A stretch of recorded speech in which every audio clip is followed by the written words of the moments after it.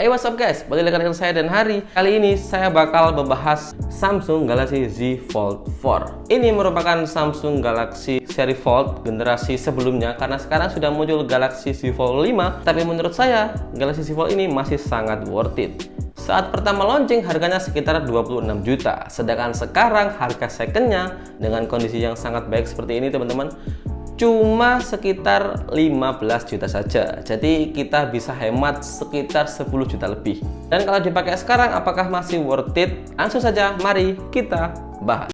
Desain HP ini masih lumayan mirip dengan generasi sebelumnya, yaitu Z Fold 3. Perbedaannya hanyalah di bagian layar. Jadi Z Fold 4 ini layarnya lebih lebar sedikit, karena bagian kiri di engsel itu kalau Z Fold 3 kemarin itu bezelnya agak tebal. Kalau Z Fold 4 sekarang sudah tipis. Jadi untuk dimensi layarnya ini lebih besar di bagian depan teman-teman. Untuk desain HP ini lebih ke boxy gitu teman-teman, mengkotak. Saya suka banget desain HP-HP yang boxy, kelihatan tegas gini.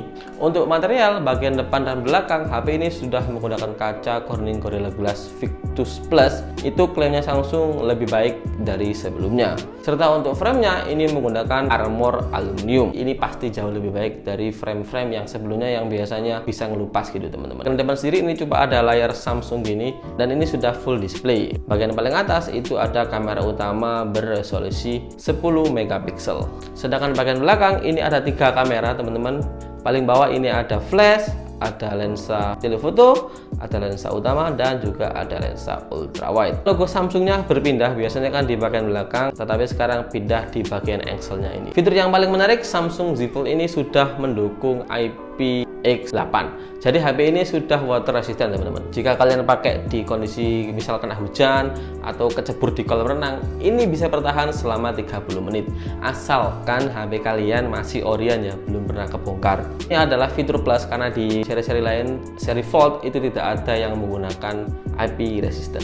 Good job Samsung. Karena ini seri Fold, kebanyakan orang-orang takut atau ragu sama engselnya ini. Samsung sendiri sudah mengklaim kalau engsel ini sudah dicoba sebanyak 200.000 kali. 200.000 kali itu banyak banget teman-teman. Kita paling pakai HP itu buka tutup gini sehari lah maksimal 50 lah. Dan Samsung sendiri sudah mencoba sekitar 200.000 kali. Klaimnya Samsung masih aman, jadi yang rusak itu cuma engselnya saja, sedangkan layarnya bagian dalam ini masih aman dan masih bisa digunakan seperti biasa. Ukuran layar bagian depan Samsung Z Fold 4 menggunakan 6,2 inch, resolusi 904 x 2316 pixel.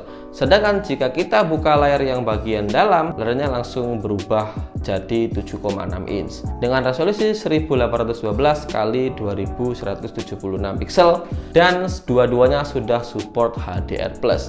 Jadi kita nggak perlu repot-repot bawa tablet kalau ingin layar besar. Ini ibarat tablet sama handphone dijadikan satu gitu teman-teman. Jadi Samsung Z Fold ini sangat fleksibel jika kita pakai. Kalau mau layar besar tinggal kita buka gini, kalau mau layar kecil tinggal kita tutup saja. Untuk prosesor sendiri, Samsung Z Fold ini menggunakan Snapdragon Gen 1. Itu merupakan prosesor salah satu favorit saya karena sudah menggunakan prosesor yang irit daya, tetapi performanya ini sangat ngebut teman-teman. Skor Antutu sendiri ini dapat sekitar 1 jutaan. Saya yakin HP ini kalau dipakai beberapa tahun yang akan datang ini masih aman. Jika kita pakai main game, HP ini akan ada peningkatan suhu di bagian prosesornya teman-teman. Suhunya itu normal. Untungnya prosesor Snapdragon Gen 1 ini suhunya stabil. Jadi kalau kita pakai buat main game berlama-lama itu lebih stabil FPS-nya dan tidak kena throttling. Kalau kita main game itu bisa rata kanan teman-teman. Kita catatan lagi di layarnya ini, kalau kalian telepon misal lagi buka dua layarnya seperti ini, earpiece-nya di bagian layar foldable ini tidak ada, jadi kalian harus menutup dulu. Nah, ini baru kalian bisa dengerin telepon normal. RAM HP ini sebesar 12 GB. Ada internal 256, 512, dan juga ada 1 TB. Tapi saya ini pakai yang 256 GB teman-teman. Sedikit tips untuk kalian yang mau pakai Z Fold 4, saran saya sekalian ambil yang internalnya besar. Misal kalau kalian sering foto atau video, ambil yang minimal 512 GB. Karena HP ini tidak bisa diekspansi pakai memory card lagi teman-teman. Jadi kalau kalian misalnya beli 256, yaitu internalnya cukup 256 saja. Dengan prosesor ngebut, apakah baterai HP ini awet? HP ini punya baterai sebesar 4400 mAh, itu sama persis dengan seri sebelumnya. Dipadukan dengan Snapdragon Gen 1, HP ini bisa dapat screen on time sekitar 6-7 jam. Itu awet teman-teman. Untuk pemakaian pribadi saya, dipakai daily driver rata-rata itu bisa sampai malam, dan pada saat malam pun masih ada baterainya, nggak sampai mati total. Untuk durasi ngecas ini sekitar sejaman. Samsung masih menggunakan fast charging yang 45 watt.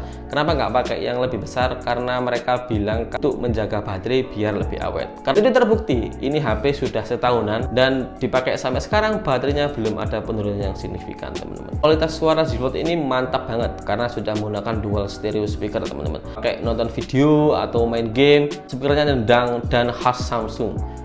Bassnya bulat dan tidak cempreng.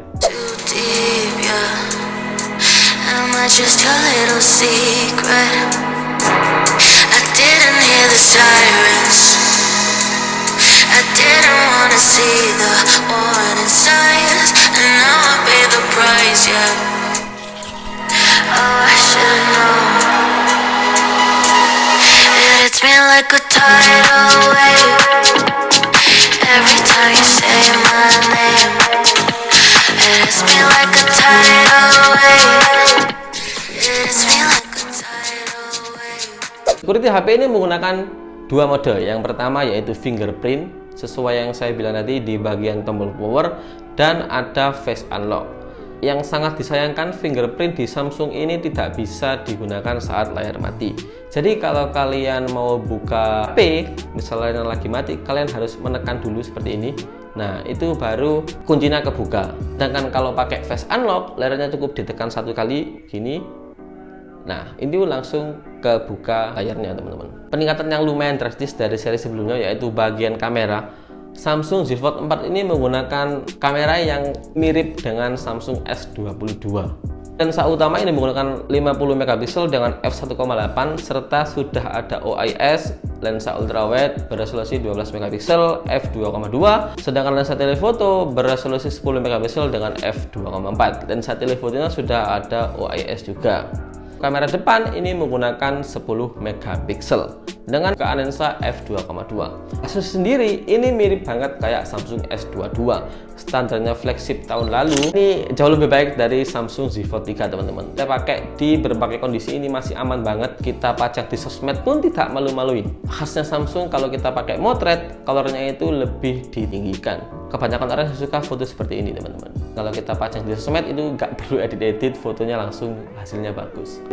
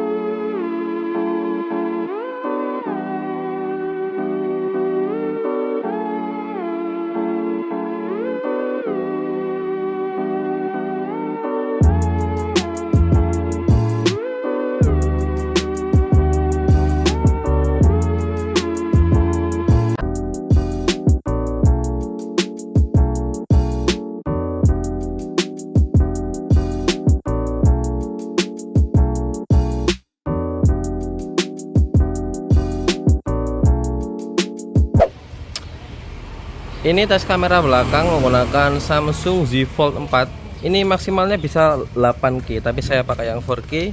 Ini 60 fps dengan lensa utama. Ini kalau kita tunjukkan ke matahari, dan ini kalau kita coba tes fokus. Nah, ini tes fokus ke bunga, set, oke. Bisa fokus, ganti ke tembok. Fokusnya coba teman-teman. Dan ini sudah dilengkapi oleh OIS. Oke. Kalau kita coba lari, OIS-nya masih bekerja apa enggak? Ini di frame sini kelihatan sih masih stabil, teman-teman. Kalau ini kamera depan, ini sama-sama bisa 4K juga. Nah, ini saya lagi berjalan di jalan raya. Ini menuju ke sinar matahari, teman-teman. Sinar matahari, dan ini lebih fokus ke wajah. Nah, ini kalau kena sinar matahari, panas banget sekarang jam 3 sore. Dan kalau ini kondisi backlight, ini terlalu backlight. Kalau ini, nah ini backlight. Backlight masih bisa di handle dengan baik. Ini exposure-nya masih fokus ke muka. Mantap, good job. Ada satu lagi kamera di bagian dalam layar foldable ini. Kameranya di dalam display, teman-teman. Jadi kalau kalian buka misal background warna putih, ini nggak begitu kelihatan. Improve-nya main jauh dari seri sebelumnya. Tetapi kalau kita dari samping itu masih kelihatan. Yang sangat disayangkan adalah kamera depan foldable ini resolusinya cuma 4 megapiksel. Itu hasilnya benar-benar sangat kurang dan burik, teman-teman. Saya sendiri bahkan tidak pernah memakai kamera yang di dalam layar foldable ini. Kesimpulannya, HP Samsung Z Fold ini apakah worth it untuk dibeli?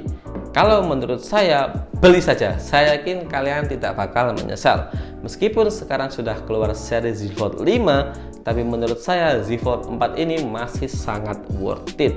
Dengan prosesor Gen 1 itu masih irit banget, kameranya juga masih sangat bagus, baterai juga irit, layar juga sangat tajam, dan angle-nya ini lebih kuat dari generasi sebelumnya, teman-teman. Mungkin kalau kalian baru pertama pakai Samsung Z Fold, ini akan ada gap di tengah ini. Pertama-tama kalian akan ngeh, tapi lama-kelamaan pasti bakal biasa. Itu saja catatannya. Untuk sektor lain ini masih bagus banget. Jadi ya, segitu saja review dari saya untuk Z Fold 4 ini. Kalau kalian mau beli, silahkan cek deskripsi linknya. Ini saya jual di salah satu marketplace. Harganya murah saja, teman-teman. Terima kasih sudah menonton. Jangan lupa di like dan dislike aja kalau nggak suka. Jangan lupa subscribe, karena dengan subscribe kalian tidak akan ketinggalan info-info dari saya. Terima kasih. Saya Dan Hari, saya pamit. Monggo dijual guys. Warna grey green, warna paling favorit.